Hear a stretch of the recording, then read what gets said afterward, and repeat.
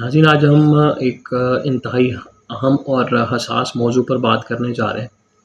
بلوچستان کی طرف سے ایک انتہائی میرے نزدیک غیر ذمہ دارانہ بیان ایک سامنے آیا ہے، جس میں پاکستان سے علیحدگی اور آزادی کا باقاعدہ جو ہے وہ مطالبہ سامنے آیا ہے۔ یہ بیان نہ صرف پاکستان بلکہ عالمی میڈیا پر بھی بحث کا مرکز بنا ہے، اور سوال یہ ہے کہ کیا یہ صرف سیاسی بیان ہے یا واقعی بلوچستان کی علیحدگی کی کوئی نئی تحریک جو ہے وہ ابھر رہی ہے۔ تو اس پر ہم بات کریں گے۔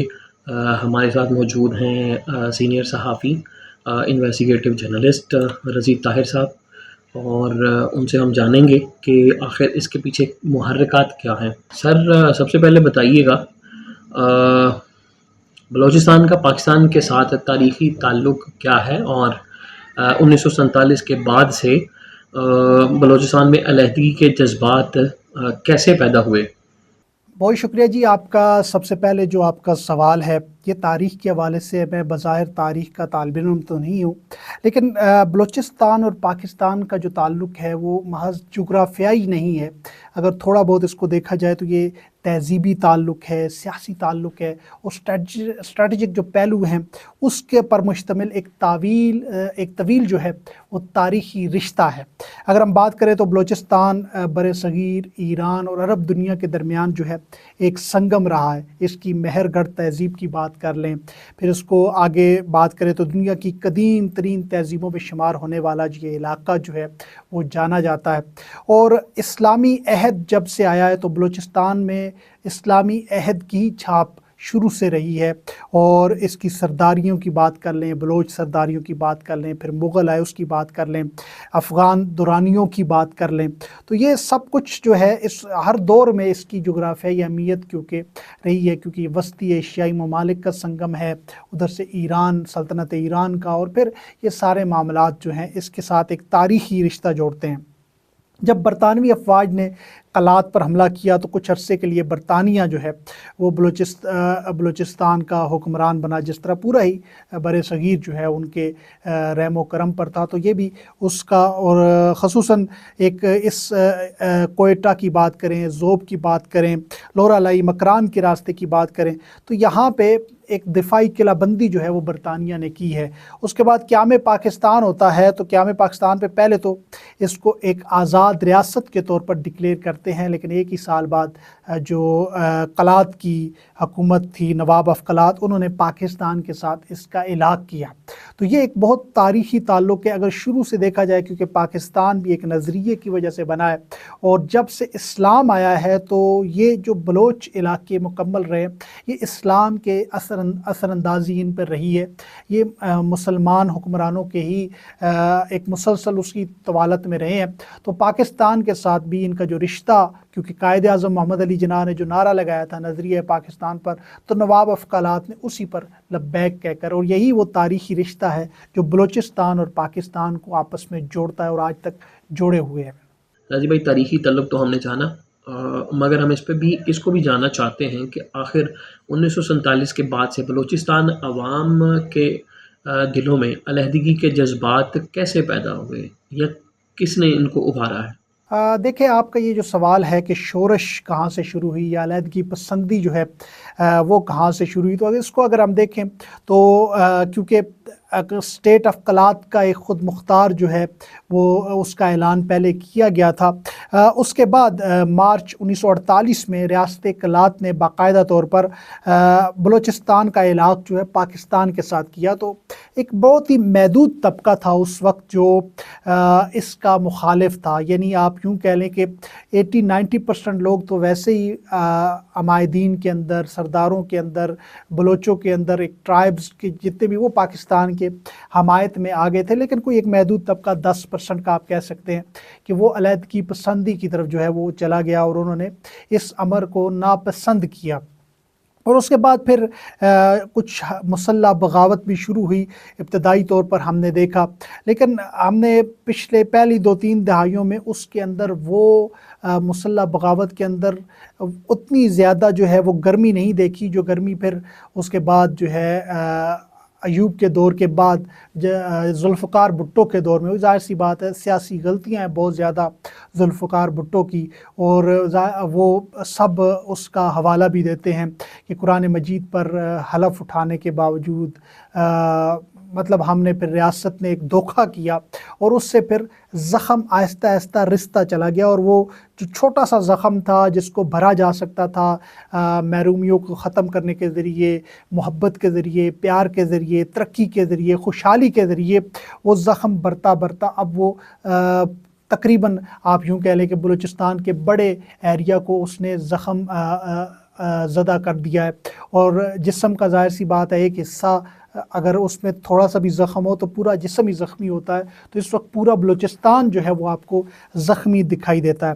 داخلی طور پر جو محرومیاں ہیں وہ محرومیاں بہت زیادہ ہیں، ان محرومیوں کا کسی دور میں ازالہ نہیں کیا گیا، جو حکومتیں ہیں وہ کٹھ پتلی حکومتیں بٹھائی گئی، اور ہمیشہ بلوچستان کے مینڈیٹ کا قتل عام کیا گیا، اور یہی وہ وجہ ہے کہ جب آپ بلوچستان کے مینڈیٹ کا قتل عام کرتے گئے تو بالآخر وہ لوگ ریاست سے دور ہوتے چلے گئے، اور بہت سی آپ کی غلطیاں ہیں ماضی کی، وہ بھٹو کے دور سے لے کر مشرف کے دور تک اتنی سنگین غلطیاں ہم نے کی ہیں کہ ان کا پچھتاوا بھی ابھی تک ریاست کو نہیں ہے، اور ان غلطیوں کو سدھارنے کے بجائے اب غلطیوں پر غلطیاں کیے جا رہے ہیں۔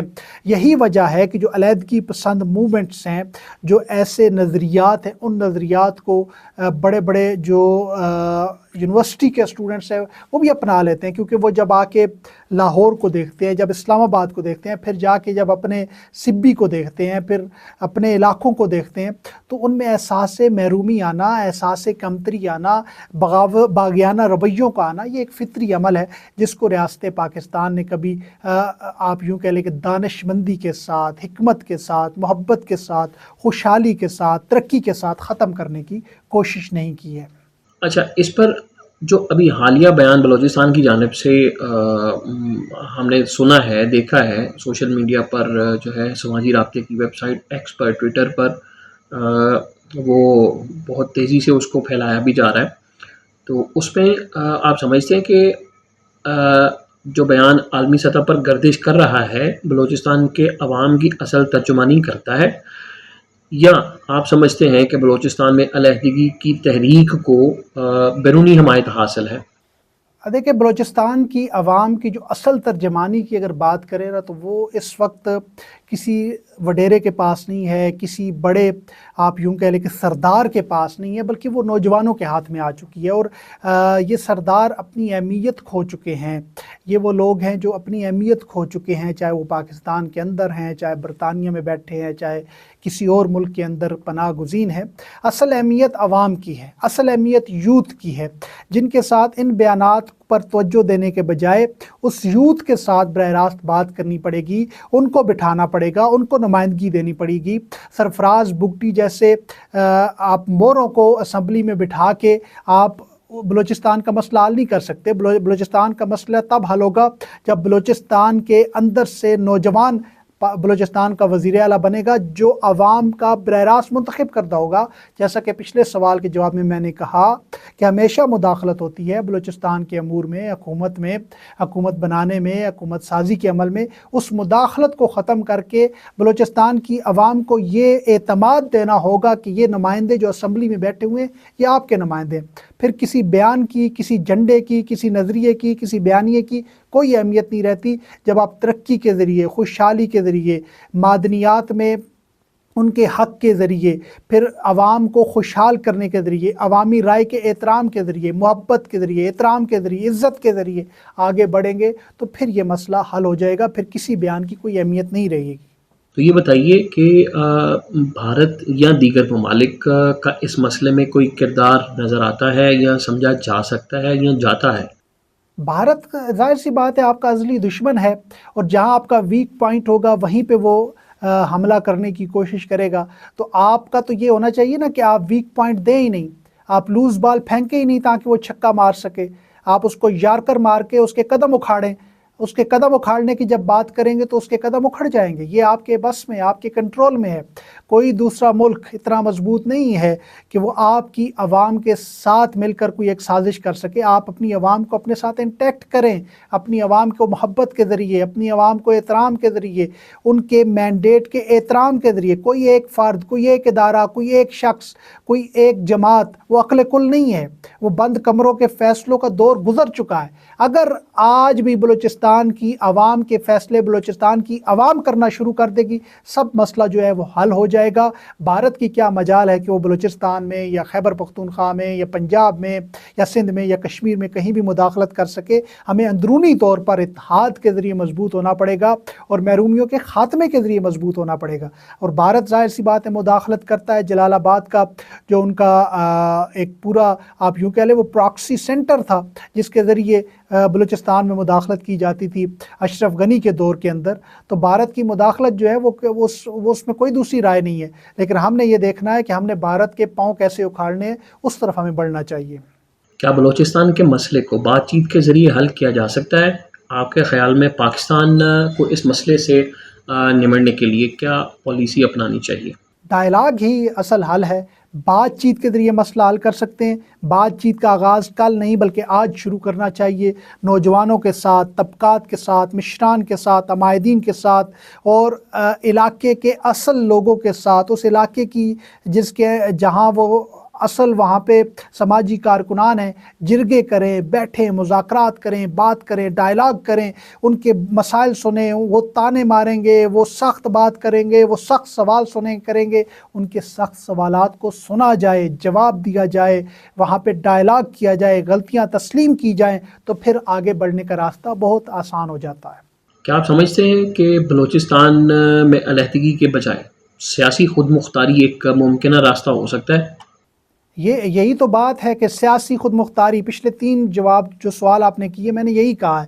سیاسی خود مختاری، عوام کے مینڈیٹ کا احترام، عوام کے نمائندے پارلیمنٹ کے اندر، یہاں مرکز میں بھی اور وہاں پہ صوبائی اسمبلی کے اندر بھی آپ کی کٹھ پتلیاں نہ بیٹھی ہوں، سرفراز بگٹی، عبدالرحمان کھیتران جیسے لوگ نہ بیٹھے ہوں، بلکہ وہاں کے حقیقی نمائندے بیٹھے ہوں. فارم 47 نہ ہو، فارم 45 کے نمائندے بیٹھے ہوں. تو پھر ظاہر سی بات ہے وہ عوام کے اندر سے جب نمائندہ اٹھ کے آتا ہے تو وہ عوام کے مسائل کو سمجھتا ہے، حل کرنا بھی جانتا ہے.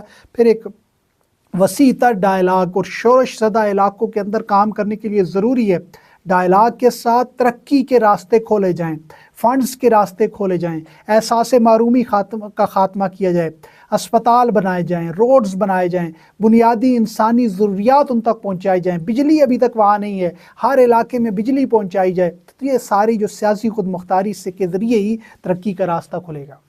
بلوچستان کے عوام حکومت پاکستان اور عالمی برادری کو کیا پیغام دینا چاہیں گے؟ میں نے کیا پیغام دینا ہے جی، بس یہی کہوں گا کہ بلوچستان کے مسئلے کا حل بلوچستان کی عوام حل کر سکتے ہیں، وہاں کے نوجوان حل کر سکتے ہیں. ان سرداروں پر اعتماد کرنا چھوڑیے، ذرا نوجوان پر اعتماد کیجئے. یہ نوجوان ہی ہے جو آگے بڑھ کر بلوچستان کو سہارا دے سکتا ہے، پاکستان کو سہارا دے سکتا ہے اور پاکستان کو ترقی یافتہ بنا سکتا ہے. لیکن اس نوجوان کو اگنور کرنا چھوڑیے، دھتکارنا چھوڑیے، جبری گمشدگیاں کرنا چھوڑیے، ان کے سوال پر ان کو زد و کوب کرنا چھوڑیے. ذرا اس کے ساتھ ہاتھ سے ہاتھ ملائیے اور کہیں کہ آپ لیڈ کریں. جب یہ نوجوان لیڈ کرے گا، بلوچستان کے اندر لیڈ کرے گا، بلوچ نوجوان لیڈ کرے گا، پختون نوجوان لیڈ کرے گا، پنجابی نوجوان، کشمیری نوجوان، بہاری نوجوان، سندھی نوجوان لیڈ کرے گا، اردو سپیکنگ نوجوان لیڈ کرے گا، گلگتی بلتی لیڈ کرے گا تو پاکستان آگے بڑھے گا. بہت شکریہ رضی بھائی آپ کے قیمتی وقت کا. ناظرین، آپ کے خیال میں بلوچستان کے اس بیان کے پیچھے کون سا اصل فیکٹر ہے؟ عوامی نمائندگی یا بین الاقوامی گیم؟ کامنٹ میں اپنی رائے ضرور دیجیے. ویڈیو کو لائک، سبسکرائب اور شیئر کرنا مت بھولیں.